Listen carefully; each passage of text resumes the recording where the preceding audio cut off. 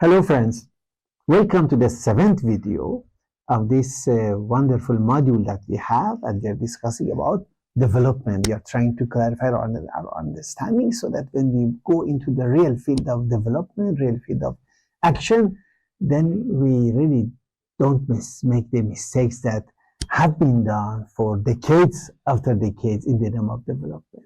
For example, you remember in the last video we discussed about the mistake of dividing the world into the categories of underdeveloped or developing and then developed nations.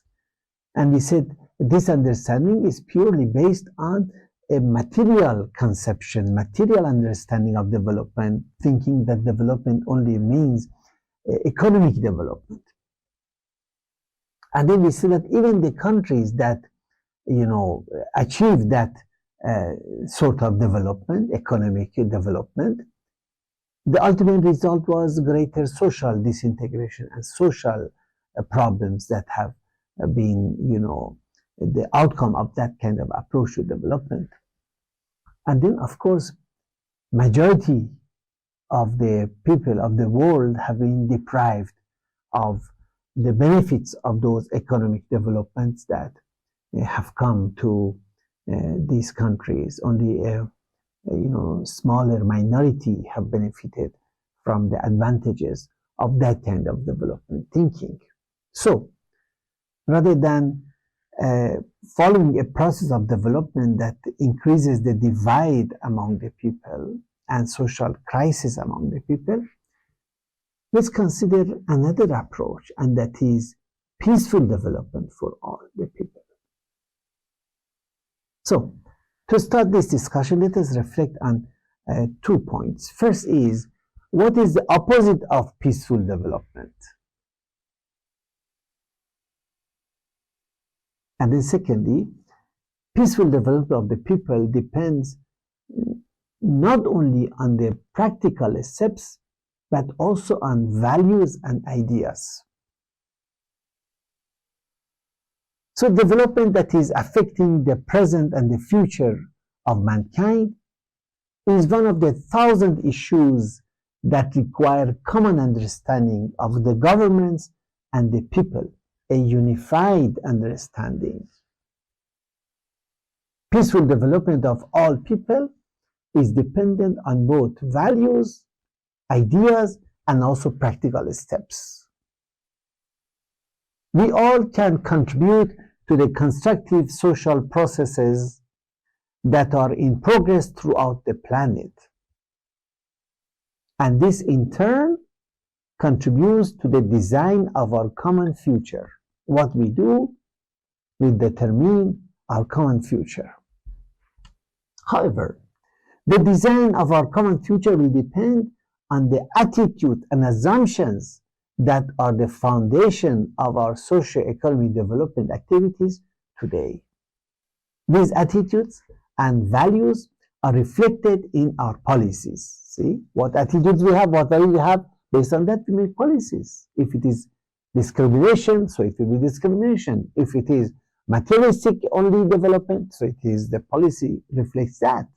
The way we utilize the resources, again, human resources, economic resources, natural resources, it all depends on the policies, which are again dependent on our values and attitudes, or the strategies we follow to plan and implement, as well as the way we organize. So there is some MCQs that you are invited to address them, to answer them, to clarify your own understanding of this topic. Now, the people of the world have demonstrated that they are concerned with the needs of today. Because of that, they have taken initiatives to start movements and institutions to address the burning issues. All of them are related to development, of course. Issues such as human rights, for example, advancement of women that are social requirements of sustainable economic development, or overcoming prejudices, moral education of children, and many more. So these initiatives that people have taken, they are really reflect that the awareness that is there among them, the number of NGOs, number of initiatives are just enormous. Hence, we need to reflect on this question: what should be the role of people in planning the future of the planet? Again, there are 2 MCQs. I invite you to complete those MCQs. So, the people of the world are surely expected and should have great role in planning the future.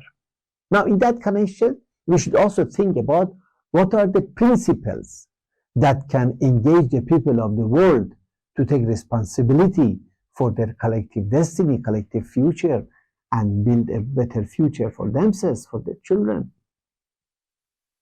So there are a number of principles. The first principle in this process is the principle of the oneness of mankind. Though it may sound simple, but by accepting this principle, many institutions should change the way they operate. This implies changing the structures of the governments, the civil laws, a struggle between classes and social groups, and competition in every other aspect of life, as the materialistic view of life demands.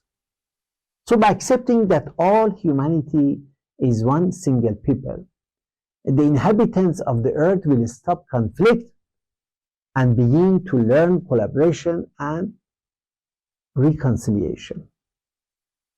Now, this is what we have to remember when we are engaging in community action. The foundation of working together is to accept each other as one people. So to understand this better, we discussed in the earlier module how the human body can be considered as a model of oneness and unity in diversity for organizing a global society to achieve both well-being of individuals and also advancement of everybody together. So this twofold focus of individual progress and social progress, community progress, should become the purpose of development. As we said before, it is the right of individual to develop. And because of that, that individual's right relates to interaction between people. My right to development also should ensure your right to development and should ensure collective development.